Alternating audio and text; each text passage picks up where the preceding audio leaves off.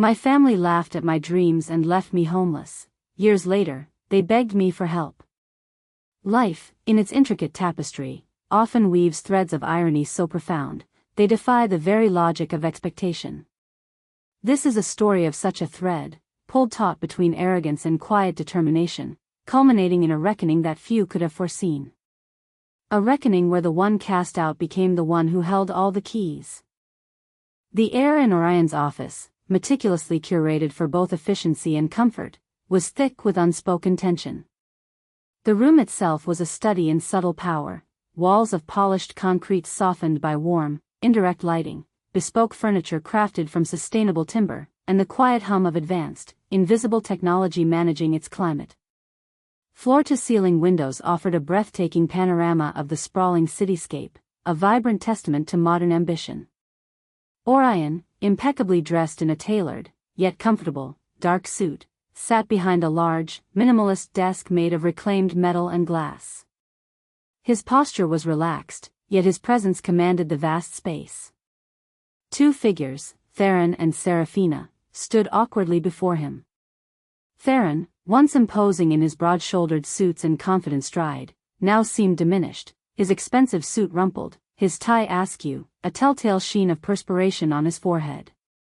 Seraphina, though still clinging to an air of faded elegance, fidgeted incessantly with her designer handbag, its once lustrous leather now showing faint signs of wear.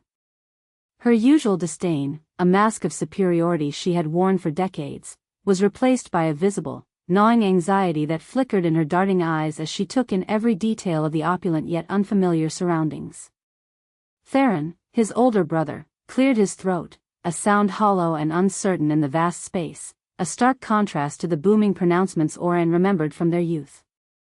Orion, he began, his voice lacking its familiar, cutting edge, the words catching in his throat as if unaccustomed to such humility. We've come to discuss the future of the family. Things have become complicated. Seraphina nodded vigorously, her gaze sweeping the room, calculating the immense value of every piece of art, every sleek design element.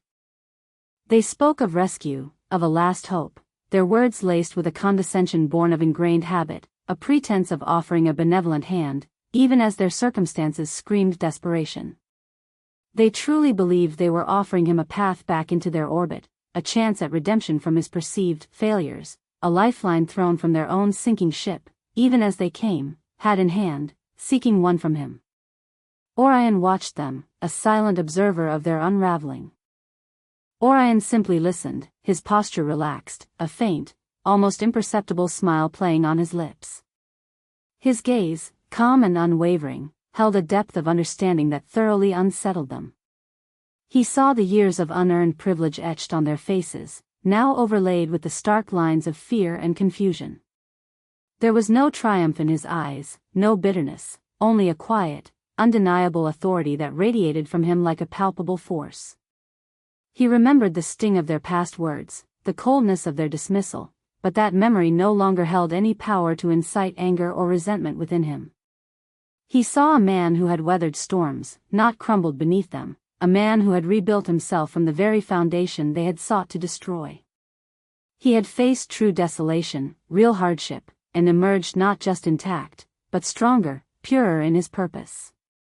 They saw a man who knew precisely why they were there, and more importantly, precisely what he intended to do. For years, they had celebrated their perceived victory, believing they had decisively eradicated the burden that was Orion, convinced he was destined for obscurity, perhaps even destitution. They had openly spread narratives of his naive idealism, his impractical dreams, reinforcing their own self-serving prophecy of his failure. But their celebration was built on a foundation of profound ignorance, oblivious to the silent, strategic construction that had taken place in the shadows, far from their self-congratulatory gazes. Orion knew their true predicament, every detail of their crumbling empire, every desperate financial maneuver, and he knew the full, staggering extent of his own power.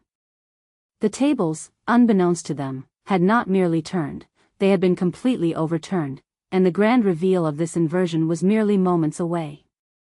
To truly grasp the weight of that moment, to understand the silent power radiating from Orion, one must first journey back to the genesis of this intricate web of ambition, betrayal, and quiet resurgence. One must understand how the visionary was first cast out, and how, in that very act of rejection, the seeds of an unstoppable revolution were sown, a revolution that grew in silence while his family celebrated their short-sighted triumphs. Even in his youth, Orion was a soul intrinsically different. While his family meticulously cultivated their legacy within the rigid confines of traditional manufacturing, their ancestral home, a sprawling estate built on generations of industrial wealth, reflected this adherence to the past. The grand, traditional dining room, where family decisions were often made over stiff, formal meals, was a place of heavy mahogany, ornate silver, and stifling expectations.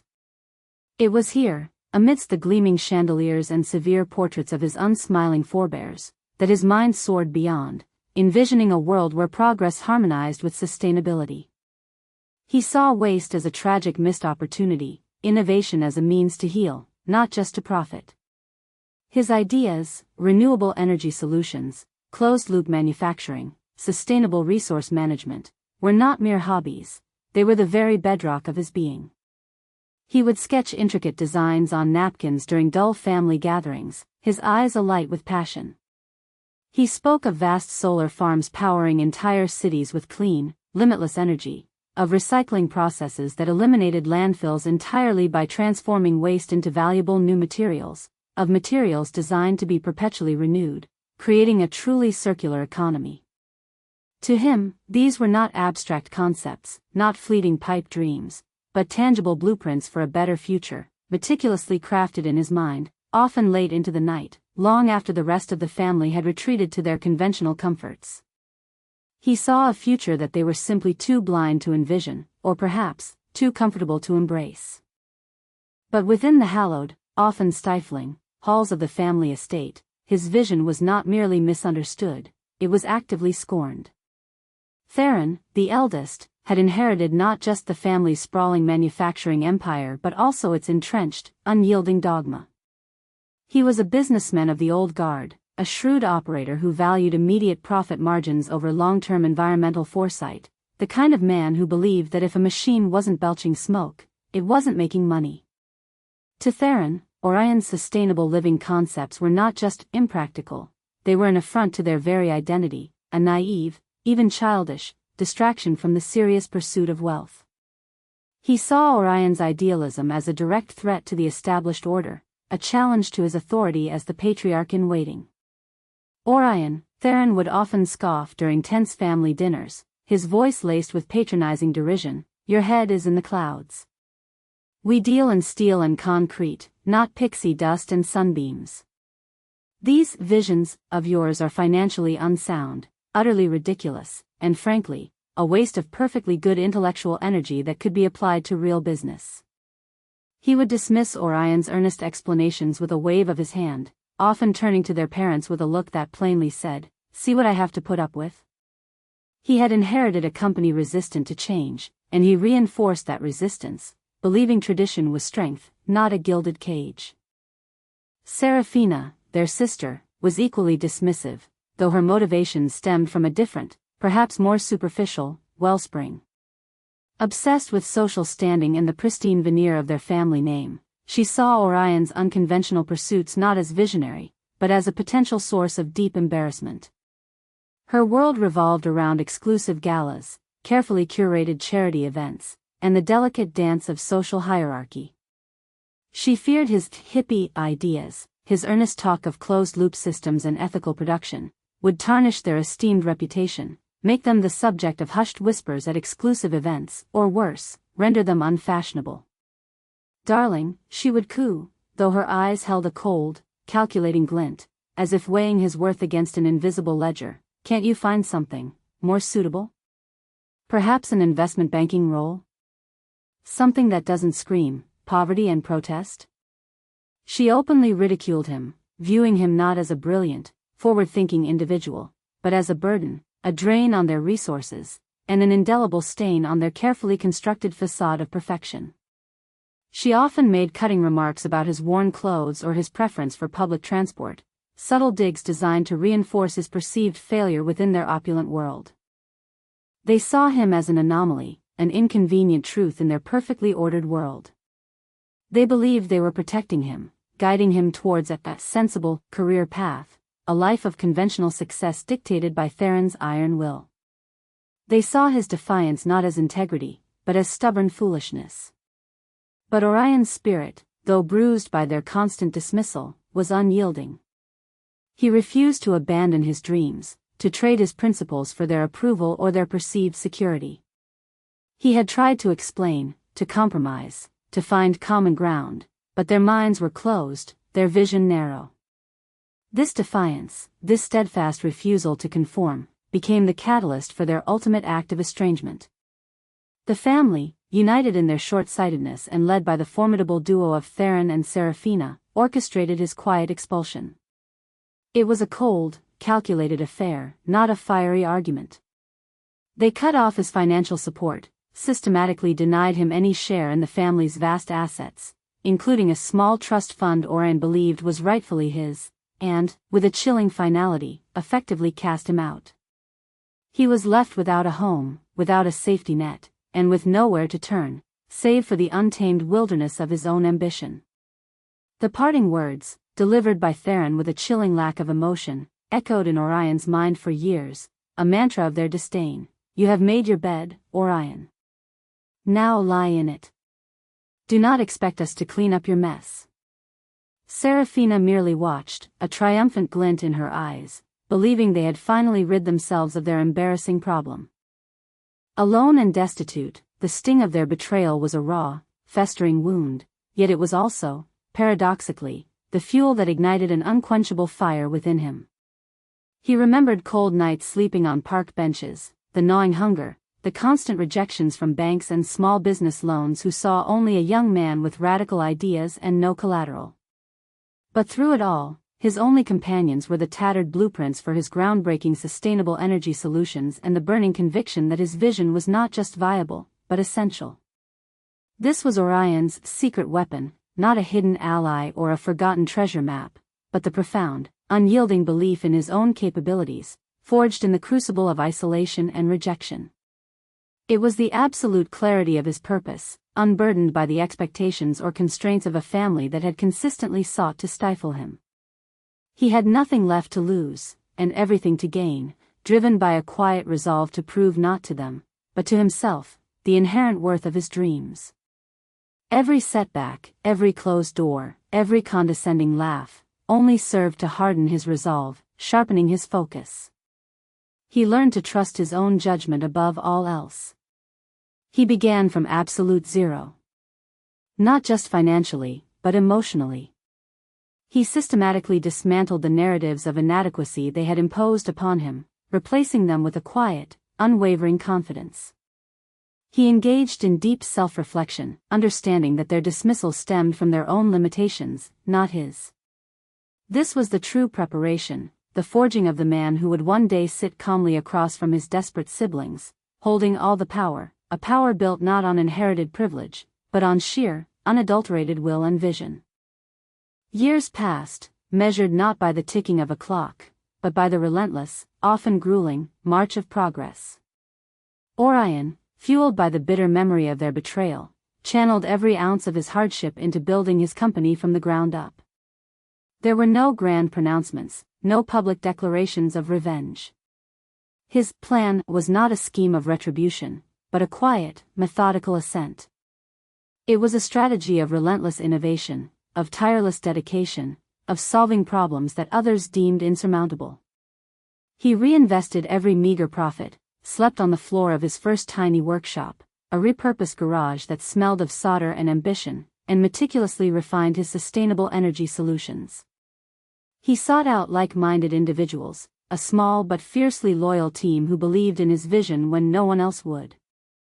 They were a motley crew of brilliant engineers, environmentalists, and passionate dreamers, drawn to Orion's quiet intensity and profound conviction.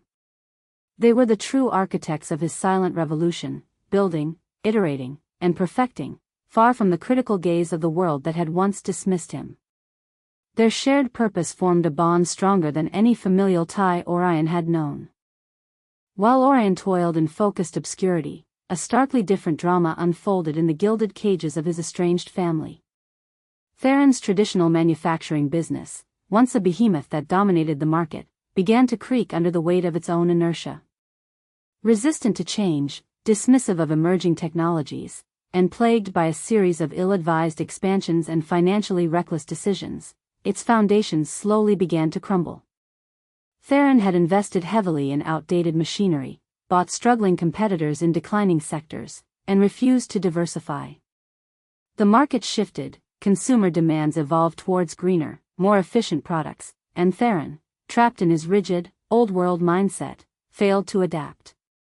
His arrogance, once a source of strength, became his greatest weakness, blinding him to the gathering storm. He dismissed environmental regulations as fads, scoffing at their necessity, ignored efficiency improvements as unnecessary costs, and derided renewable energy as a utopian fantasy that would never truly replace traditional power. He alienated his few forward-thinking executives, driving them away with his inflexible leadership, leaving him surrounded by sycophants who reinforced his delusions. Serafina's lavish lifestyle, once seemingly boundless, proved utterly unsustainable as the family fortunes dwindled. The designer clothes, the extravagant parties she hosted with decreasing frequency, the endless social climbing, all required a constant influx of wealth that was now rapidly drying up. She began selling off discreet pieces of jewelry, then art, hoping no one would notice. Stripped of her financial leverage, her carefully constructed social standing began to unravel. Her friends, once so eager to bask in her reflected glory, quietly distanced themselves, their smiles becoming strained, their invitations less frequent. The whispers at galas were no longer about Orion's eccentricities, but about her own impending ruin, about the rumors of the family business teetering on the edge. Both Theron and Serafina, in their escalating panic, were too consumed by their own rapidly decaying circumstances to spare a single thought for Orion. His silence, to them, was simply confirmation of his continued failure, a testament to the correctness of their decision all those years ago. They believed he was likely struggling, perhaps even more destitute than when they cast him out, a forgotten footnote in their own dramatic fall. This assumption, this profound underestimation, only fueled their existing arrogance, making the coming revelation all the more potent. They were trapped in their self-serving narrative, completely blind to the true reality of the world and Orion's place within it. Orion, meanwhile, continued his quiet ascent. His perseverance paid off beyond anyone's wildest dreams. His sustainable tech company didn't just do well, it revolutionized the industry, transforming how businesses and governments thought about energy and resources. His solutions for renewable energy weren't just efficient, they were groundbreaking, setting new global standards for cost-effectiveness and scalability. He became a global titan in renewable energy, an environmental pioneer whose name became synonymous with innovation and resilience. The world, once skeptical, now looked to him for leadership, eager to adopt his technologies, to hear his insights. He became a billionaire, his net worth soaring into territories his family could only dream of, built not on inherited wealth, but on pure ingenuity and sheer force of will. Yet, he remained out of their orbit, deliberately. He built his success not for their validation, but for the inherent worth of the vision itself, for the profound impact it had on the planet and its people. The silence from him was not weakness, but the profound, focused quiet of a man building an empire, far beyond the petty concerns of those who had once sought to diminish him. His every decision was guided by his initial vision, a constant, unwavering light in his life. Facing utter ruin, their once proud family found themselves in a desperate, inescapable situation. Their traditional business, now a crumbling edifice, was on the brink of collapse, burdened by insurmountable debt and an outdated infrastructure. Their social standing, once the bedrock of their existence, had evaporated, leaving them isolated and exposed.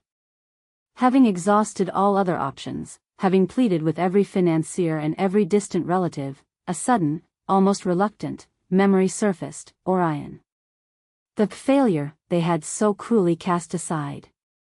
They remembered his impractical ideas, not as the source of his current, assumed poverty, but as a vague, distant connection to some form of innovation, a last, unlikely card to play. Unaware of the true extent of Orion's success, or perhaps too proud, too deeply ingrained in their own self-delusion to acknowledge it fully, Theron and Seraphina, humbled only by their dire circumstances, decided to seek help from the only person who might still be able to save them. The brother they had laughed at, ridiculed, and left homeless. They were about to beg him for help, unknowingly walking back into the life of a man they had irrevocably changed, and whose decision would now dictate their very future. Their journey to his office was filled with a mix of trepidation and lingering arrogance, still believing they held some leverage. The stage was set. The characters, each clinging to their last vestiges of pride or quiet power, were now in position. The tension, meticulously built over years of silent struggle and public decline, was about to snap. The moment of truth, the grand unveiling, was upon them. For Orion, it was not a moment of anticipated revenge, but of undeniable clarity, the culmination of a journey he had walked alone. Theron finished his rambling plea, a hollow echo of his former assertiveness. He spoke of historical connections, of the family's long-standing reputation, desperately trying to conjure prestige where none remained. So, Orion, he concluded, attempting to inject a semblance of his old authority, a final, pathetic display of his once dominant personality, we need a substantial capital injection. A strategic partnership, if you will. We believe your unique skills could still be put to good use within the family framework. We're willing to allow you back into the fold, under certain conditions, of course. Seraphina nodded vigorously beside him, a desperate glimmer of hope in her eyes, still under the illusion that they held any power to allow him anything, that their condescension could still bend him to their will. They truly expected him to be grateful for the opportunity to rejoin their sinking ship, to be the prodigal son returning to rescue his benevolent tormentors, to clean up the mess they had made. Orion remained silent for a long moment, his gaze unwavering, taking in their disheveled pride, their desperate attempts at regaining control. He felt no anger, only a profound, almost clinical, observation of their self-deception. He leaned back in his chair, a subtle shift in his posture, a quiet signal of his absolute command of the situation. Theron, Seraphina, he began, his voice calm, measured, devoid of any emotional inflection, the very picture of detached professionalism. I appreciate you coming all this way. It's illuminating. He paused, letting the word hang in the air, its true meaning slowly beginning to dawn on them, a cold realization creeping into their frantic minds. However, I believe there's a fundamental misunderstanding regarding my current circumstances, and by extension, yours. His hand swept across the panoramic windows that framed the vibrant city below. This isn't just an office, Theron. This is the global headquarters of Solara Innovations.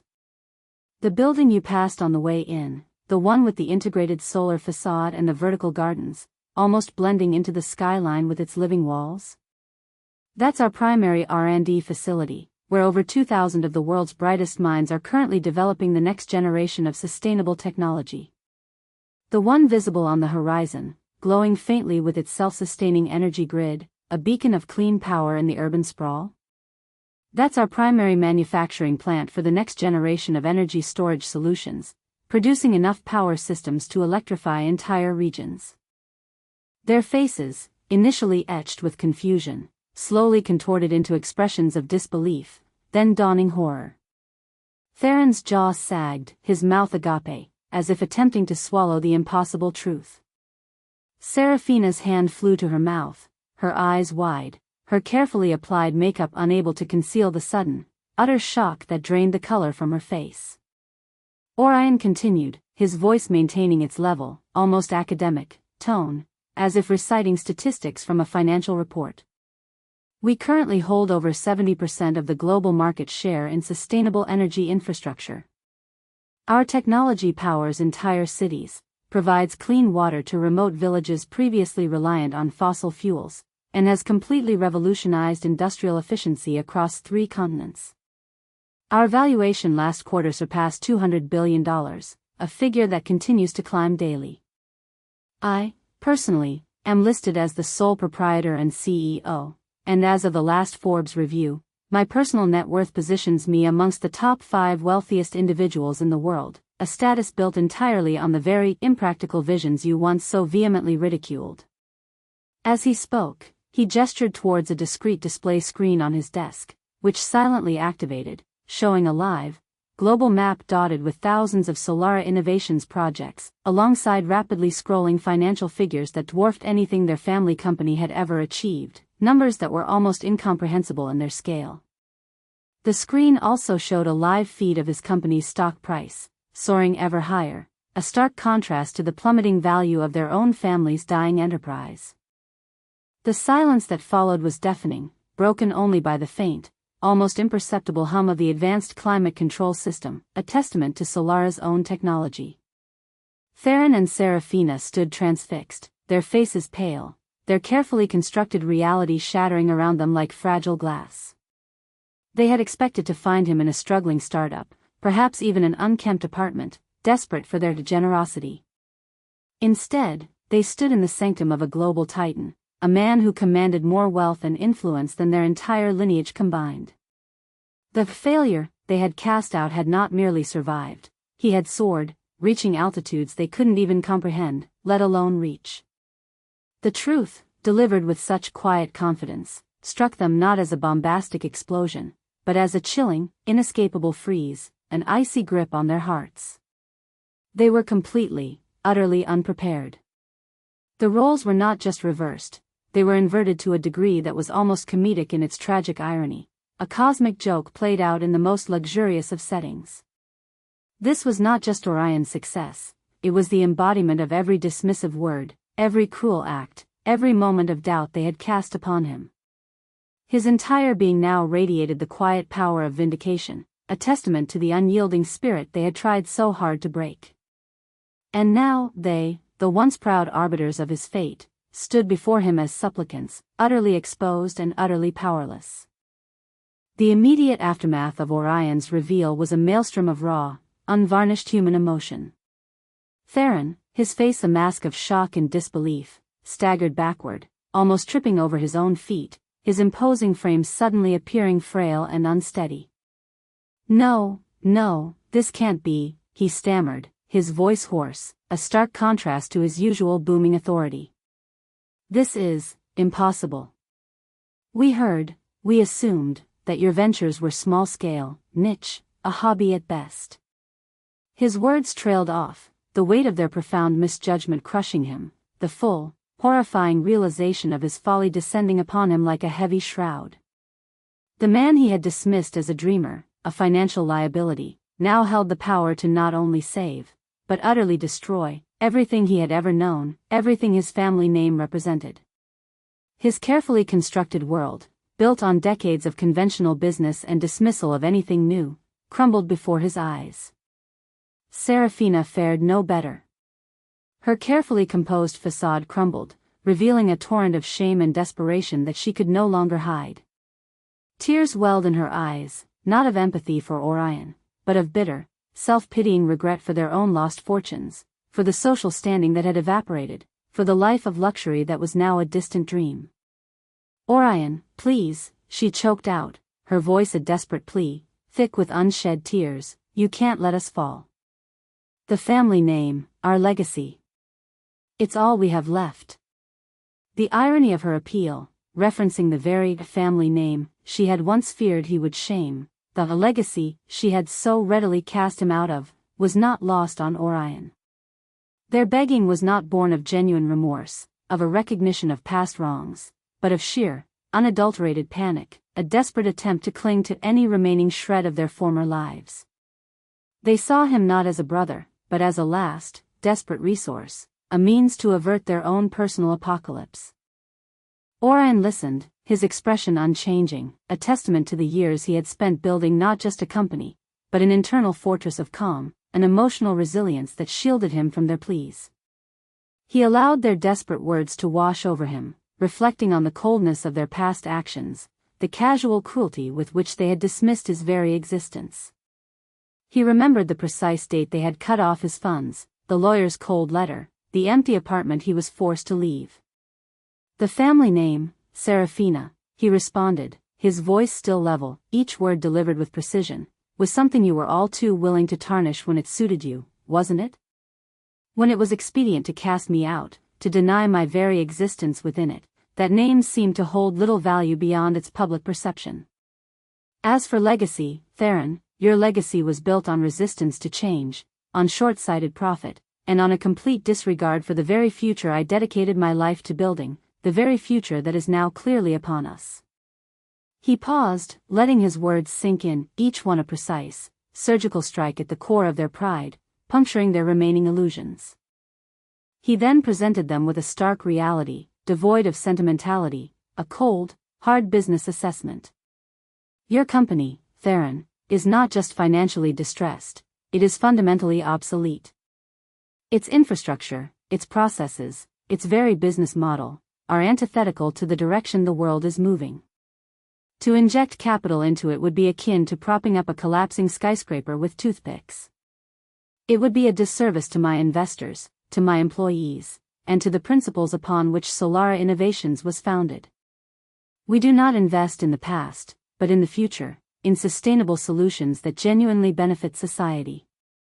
As for a share in family assets, Serafina, you ensured I had no share in those assets when I needed them most, when I was struggling for survival. And now, those very assets are dwindling, a natural consequence of the decisions made by those who controlled them. The consequences of your past actions are now simply coming home to roost. His refusal was not an act of vengeance, not driven by personal spite, but a logical, strategic decision, delivered with the dispassionate clarity of a CEO addressing a failing competitor, not a brother addressing a desperate sibling. He felt no pleasure in their pain, only the quiet certainty of a path chosen long ago. The fallout for Theron and Serafina was swift and absolute. Their once proud family business entered receivership within weeks, its assets liquidated, its name becoming synonymous with corporate failure, a cautionary tale whispered in boardrooms. Serafina's social standing evaporated entirely, her former friends now openly gossiping about her dramatic fall from grace, relishing the downfall of the woman who had once been so imperious. They were left with nothing but the echoes of their former grandeur and the crushing weight of their own short-sightedness, their grand estate sold off to cover mounting debts. The world, once oblivious to their internal family drama, now bore witness to the spectacular downfall of a once prominent family, and the equally spectacular rise of the man they had scorned. The irony was not lost on the public, and the narrative of Orion's quiet triumph over adversity became a powerful, inspiring tale, further cementing his status as a visionary and a true pioneer. Their collapse was not Orion's victory, but merely the inevitable conclusion of their own choices. He had long since moved beyond the need for their validation or their suffering. His focus remained on the future, on the continued pursuit of his grand vision. Years unfurled, bringing with them a profound sense of equilibrium for Orion. His empire, Solara Innovations, continued its relentless growth, transforming landscapes and lives across the globe. He was no longer just a billionaire, he was a respected global statesman, an advisor to governments seeking sustainable solutions, a philanthropist who channeled his immense wealth into further sustainable development initiatives, building schools powered by clean energy and establishing clean water projects in developing nations. His days were filled with purpose, with the satisfaction of building something truly meaningful, something that transcended mere financial gain. The sting of past betrayal had long since faded, replaced by a quiet, profound peace. He found solace not in their downfall, but in the vindication of his own truth, in the undeniable impact of his once mocked visions. From the verdant rooftop garden of a Solara Innovations building, overlooking a thriving, green city, a tangible manifestation of his dreams, he looked content, purposeful. Theron and Serafina, stripped of their wealth and social standing, were forced to navigate a world they had never truly understood, one where their name held no sway. Their lavish lifestyles became a distant, almost unimaginable memory. They were compelled to adapt to lives of quiet anonymity, a stark contrast to their former prominence, living in smaller apartments, relying on public transport, and struggling to find employment that suited their diminished sense of self-worth. Their arrogance had blinded them to opportunity, and their pride had prevented them from seeing the true value in unconventional thinking, in the very ideas that could have saved them. They were living proof that clinging to outdated paradigms and dismissing innovation ultimately leads to stagnation and ruin. Their fate served as a stark, unspoken lesson to all who witnessed it, that the seeds of one's destruction are often sown in the fertile ground of hubris and closed-mindedness. Orion understood that true wealth wasn't merely measured in billions of dollars, but in integrity, in unwavering vision, and in the resilience to persist when all others have abandoned you. His journey was a testament to the fact that genuine innovation often emerges from the periphery, scoffed at by the establishment until it becomes the very force that reshapes it. He didn't need to gloat. His life, his empire, his enduring legacy, were the most powerful statements. He had built a world, quite literally, from the ashes of his own rejection, proving that the greatest success is often found where others least expect it, cultivated by those who dare to dream beyond the conventional, and who possess the fortitude to bring those dreams to life, no matter the cost. This story of Orion is a powerful reminder. It tells us that what appears to be a burden or an embarrassment to some, can, in the hands of a true visionary, become the very catalyst for monumental success.